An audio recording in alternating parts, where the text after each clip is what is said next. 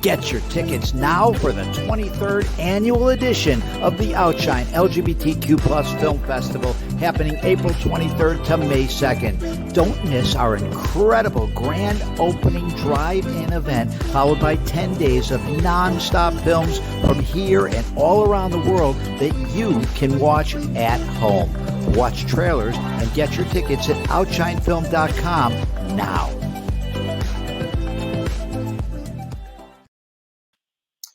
Hello, everyone. This is Victor Jimenez. I'm your executive director for the OUTshine LGBTQ+ Film Festival. On behalf of the board, staff, and volunteers, welcome to this virtual Q&A.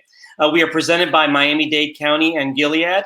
I'd also like to say a big thank you to our members, especially our producer circle members that support us year after year, which allows us to come back year after year.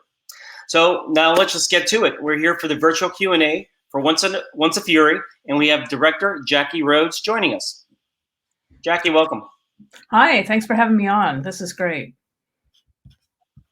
Oh, thank you for being here. And I want to actually do two quick apologies. For some reason, I think my internet connection is a little bit off, which is why there was the delay between the countdown and the promo.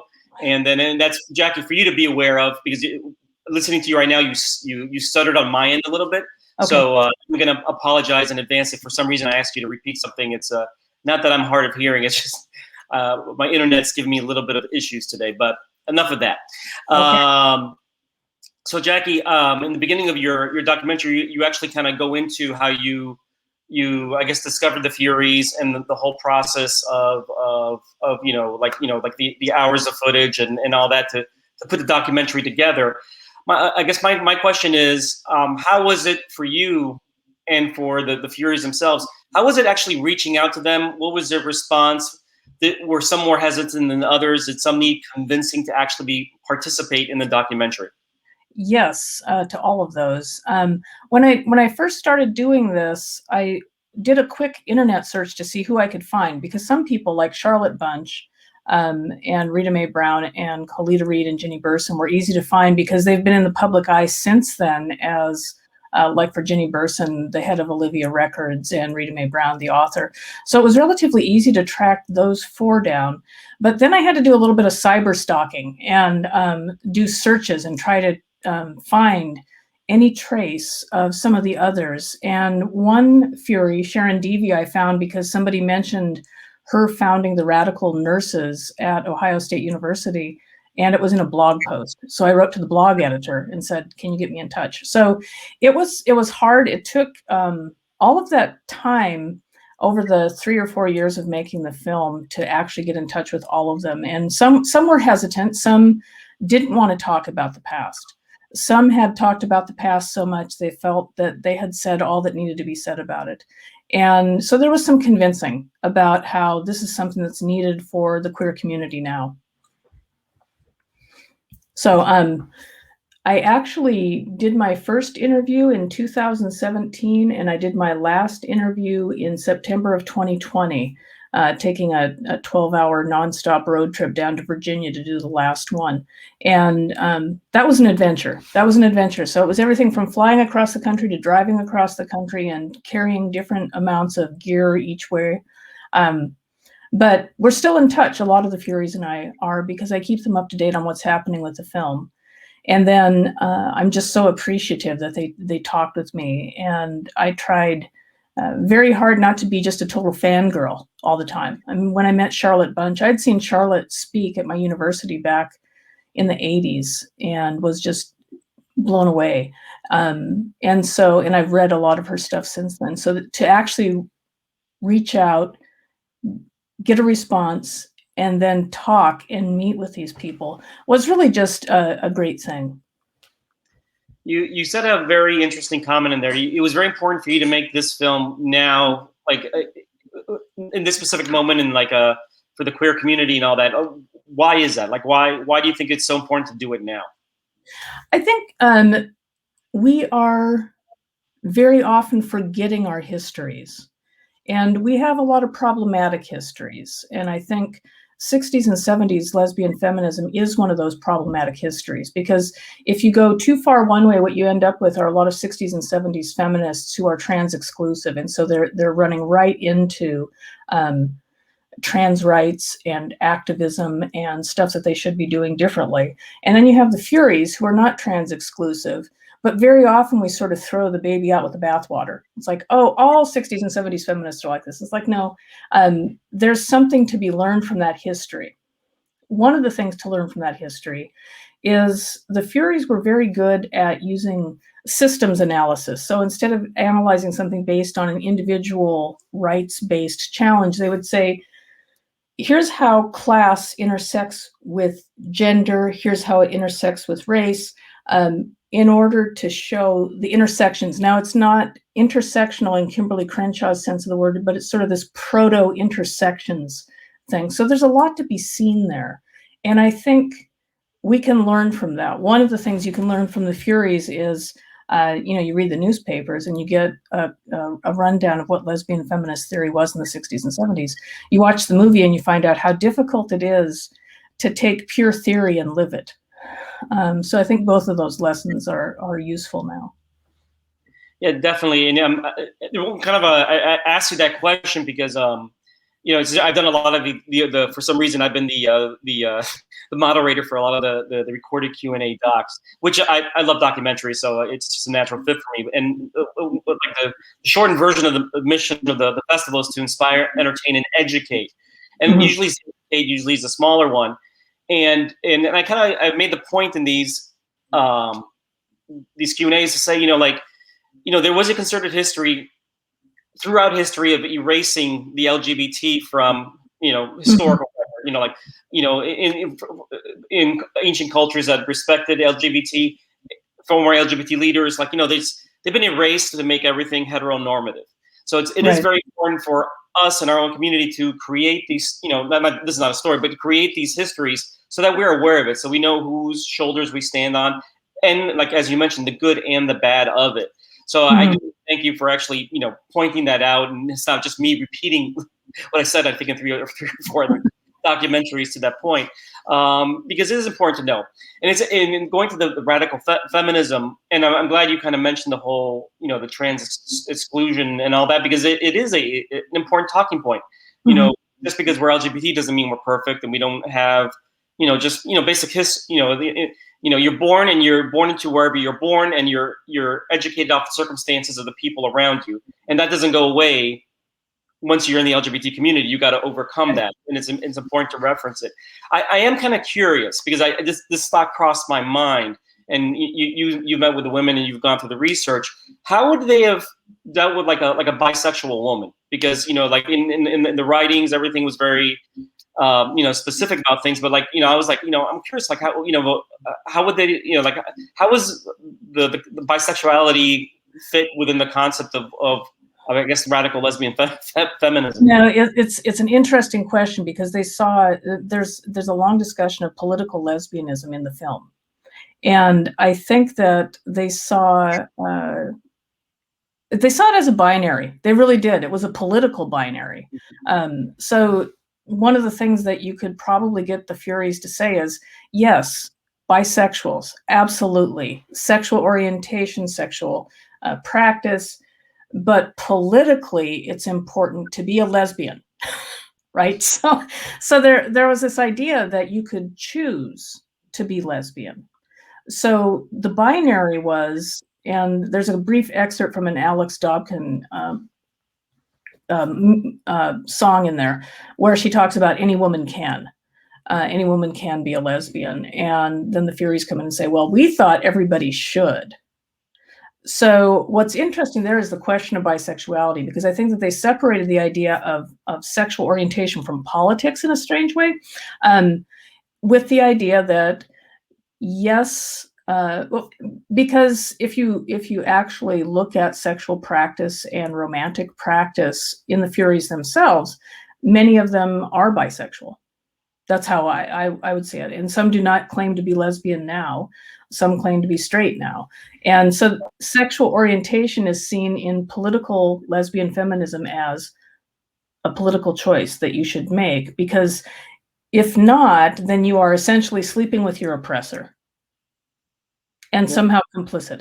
So it's a really interesting question, because the discussion of bisexuality in the 60s and 70s is not as rich as it should have been. I mean, you start hearing more and more about bisexual rights and bisexual invisibility as you get into the late 70s and early 80s. But 60s and 70s, there wasn't as rich a discussion as there should have been. Yeah, it was an interesting point that the concept of like, the lesbians as being lesbianism as being a choice was like something that was like, it doesn't fit to like kind of the way, my mentality, me being from, it being today in the whole scenario. So, and what I noticed was like the certain absolutes in terms of the, for lack of a better word, doctrine of everything, their philosophy. I was like, wow, there's like, and I kind of get where they're coming from, but there is no gray here. It's either, like to your point, you said it's a binary. It's a yes or no, and there's no no middle ground in the whole process. Yeah, and there was Charlotte Bunch says in the movie at some point that they would take their ideology when they were writing and take it to the point of its furthest extreme. That they wanted to be bold and they wanted to be provocative. And so they might have thought, this, but then when they write it, it turns into this sort of doctrinaire ideology. And I think the idea that lesbianism is a choice comes out of that tradition of radical feminism in the 60s. I mean, they were drawing from Simone de Beauvoir to say that gender is constructed, right? One is not born, but rather becomes a woman. And so there isn't the essentialist idea that you're just born that way. It's that you are constructed that way and born that way. So it's a little more fluid than I'm putting it, but certainly as you get into the newspaper, it is, you are or you're not. Yeah, and actually, it's a good lead in. The newspaper just like fascinated me. I'm just like, and quite frankly, I love just newspapers and the information's all there and the putting it together. And I found it. I think the newspaper, it was mentioned there, is probably because of the newspaper, is that they're remembered and compared to like other groups, and people kept the newspapers. But I found it fascinating, I guess, for lack of the editorial review process, where I forgot which one of them would write an article, but then it was really just edited to an extreme where like it changed her history. And I think she said it was like, that's either my first or my second, or my last article. Was there like, just like based on your talking to them, was there a lot of eventual, maybe like everyone was gung ho with the newspaper in the beginning, but then did it also just cause friction just because of like the editorial? It's that's interesting because they didn't last that long. I mean, this collective only lasted about a year and a half, about 18 months. And the newspaper at the end was the only thing that was holding them together. So there was a lot of friction about whether they should be raising children as a group. There was a lot of friction about who was going to be the leader of the group or the leaders of the group, or whether it was going to be pure consensus.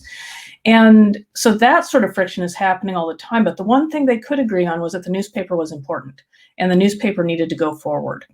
So the editorial process, though, is interesting because it was Sharon Deavy who was writing Such a Nice Girl.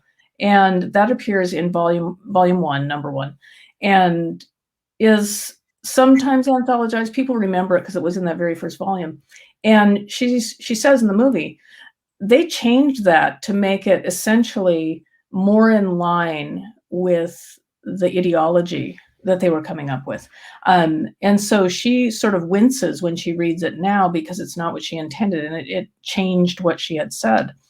But I didn't get a sense when I was talking with them that there was a lot of editorial resentment, because there was something about hewing to that purpose, that we had to get the word out, that we had to build a movement, even though they'll say we didn't know how to build a movement and we were so insular, and a lot of them would talk about how arrogant the process was.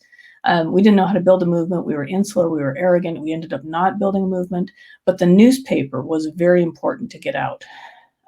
So it lasted actually longer than the collective did. The collective dissolved, and the members of the collective got back together to put out the last 2 issues.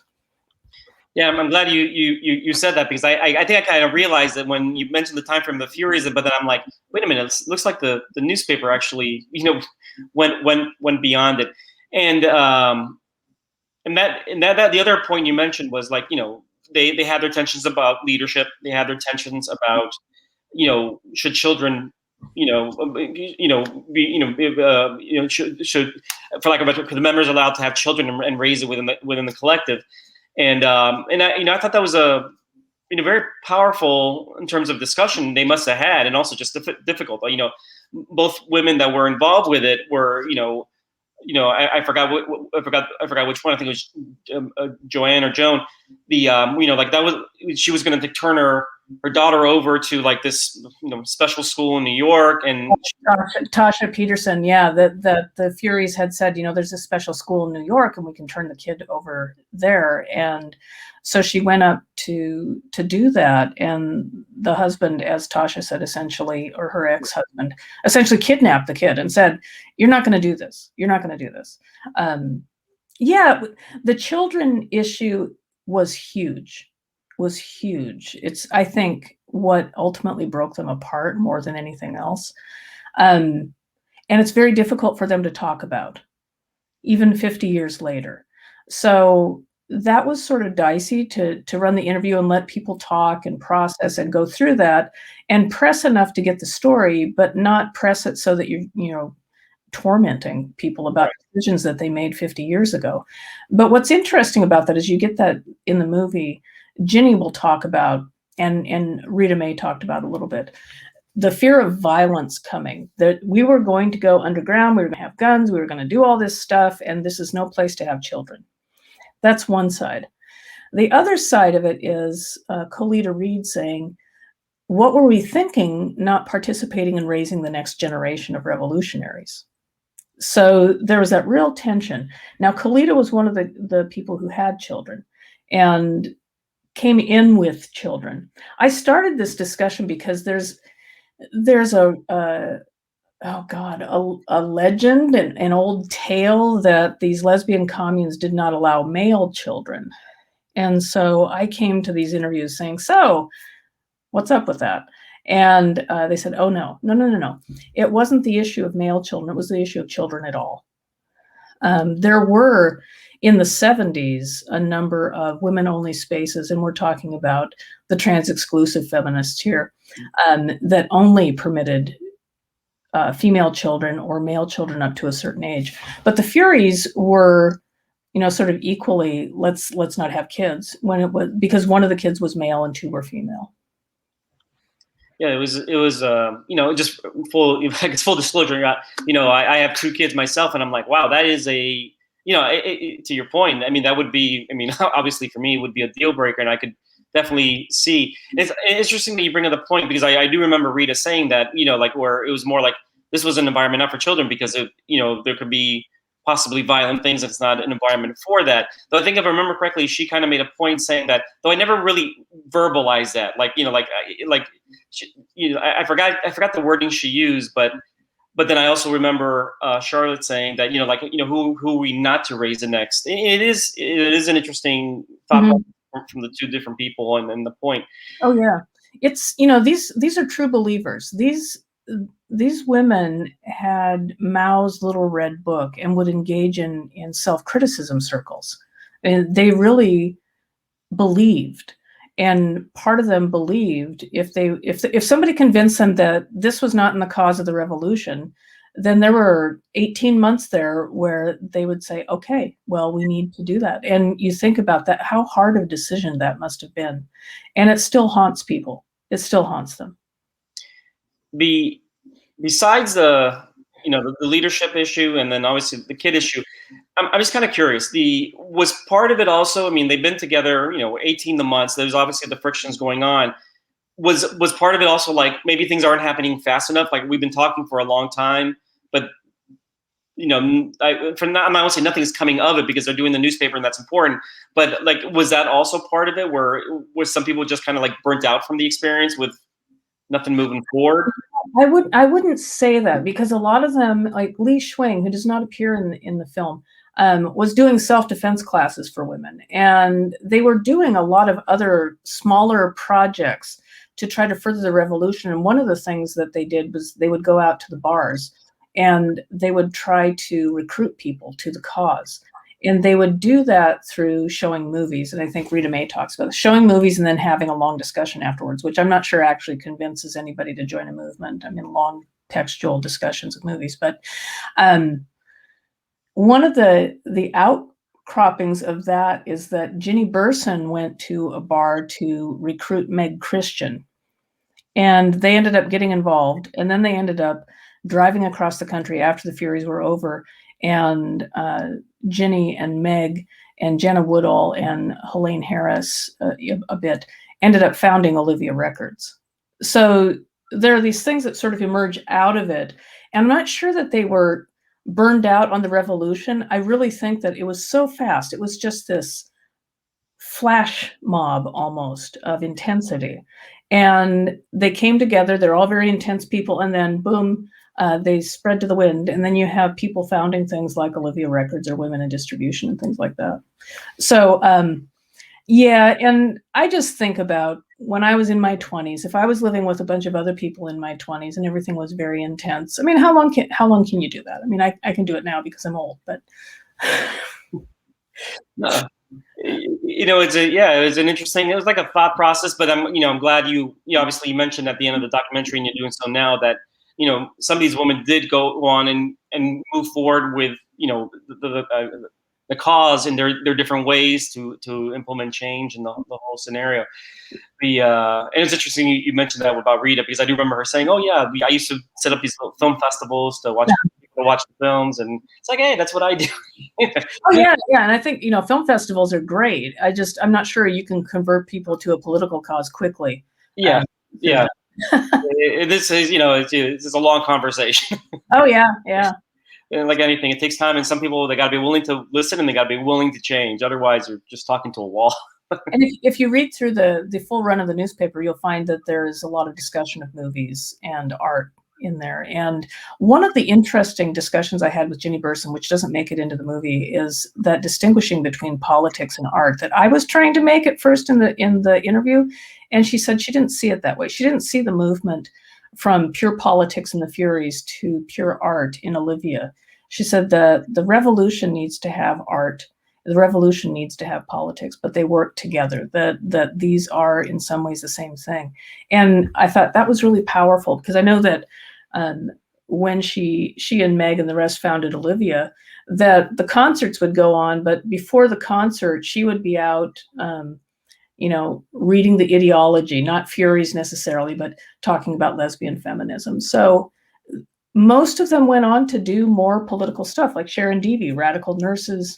You have Women in Distribution, you have Olivia, you have Charlotte Bunch, who is, on the international stage talking about women's rights. So, they all stayed political, which I think is great. I think it's great. And they're still, even now in their 70s, very active and ferocious. With the actual Furies newspaper, is there like one place that like one archive that has all the issues, or there are a few archives that have them. I know that the Schlesinger has some at Harvard, but where I looked was at Duke. Okay. And Duke was the first place that I saw that had digitized them, and you can get to the digital versions online. But I also want to give a shout out to the Lesbian History Archives in Brooklyn, because they have the full collection. And I made a trip there when I was interviewing Charlotte Bunch and Nancy Myron in Manhattan. I made a trip down to Brooklyn to go to the History Archive to see these newspapers, because I had seen them before. But there's something about actually holding them in your hands. This is one of the reasons I like archival research, is that you hold them in your hands and you look at them and you see that people have written notes on the side. So you know that this was part of somebody's consciousness raising group and they were learning from it. And it's just that sense of material importance to it. So yeah, I would say Lesbian History Archives to see them in person. But you can see them digitally if you go to Duke. Well, it's actually good to know that. Yeah, my curiosity to the question was, you actually answered my what would be my second question is like, are the archives, like just like LGBT archives, or like also just institutional, which in this case you have Duke and you got Harvard also. So it's nice to know. It was also for me a surprise to see that one of the Furies' homes was actually listed in the the National Register of Historic Places. Right. I'm guessing Jeb was there, but was she the only one that went? No, that actually was they had 3 houses that they lived in as a collective, and that house that was put on the National Historic Registry is where they made the newspaper. That's how they decided. And Jeb was the leader to put that whole drive together and got it on that register. So that's why it was important to have her, with the plaque and talking about that. She was extremely helpful to me in making the movie and was instrumental in getting that on the National Historic Register. And as I said in the movie, it's the first lesbian site that's on that registry. And that's actually great. Like it's now that we're actually documenting our history, and more importantly, we got the actual government, the federal government, to acknowledge a historic place like that. Jackie, thank you so much for being here today and giving so much of your time. Not only today with the Q&A, but also just your time to actually make the film. As I said, it's a labor of love. I mean, it really was. It was one of my favorite things to read when I was first coming out, and it's still important to me. What's on the docket next for you? Another documentary, or? I have a short that I'm starting to make, and it actually is sort of like brainstorming, but it has to do with the erotics of lesbian hair. Okay. Because butch lesbians, this will be my opinion today.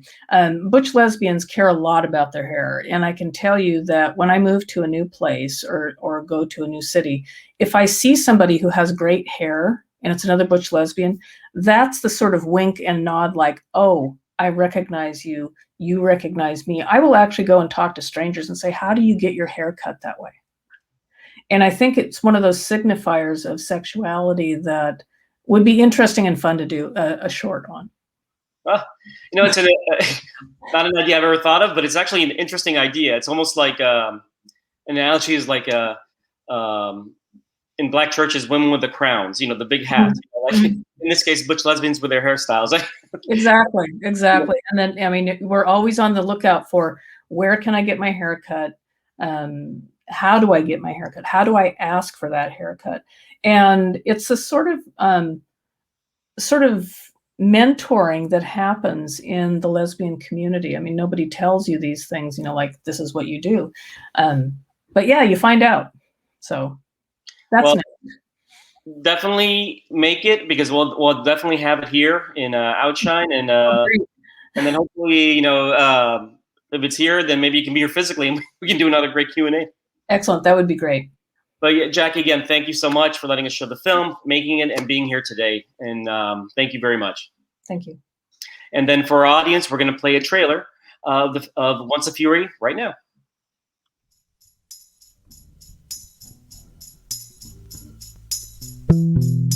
We were the vanguard of the revolution, for God's sake. We were going to be going underground. We were going to be picking up weapons. We were going to be running around the country. We were going to be apparently running cells all over the country.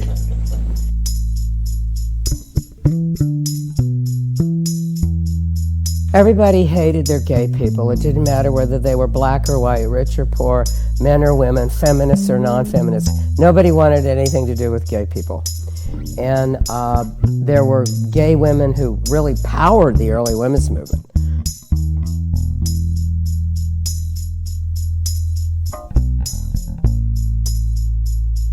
How important it was to be a lesbian in that, and to love women, and to take that love and nurturing away from men completely, to only focus on ourselves and focus on where we wanted to go. They always had us marked for like knowing more than we were even involved in. I mean, we were doing what we were doing. We were doing a lesbian feminist newspaper, as it said, right across the masthead. But no doubt in those days that made no sense to them whatsoever. So they figured it was a front for something else. I have no idea, but in those days, the FBI was not necessarily accurate.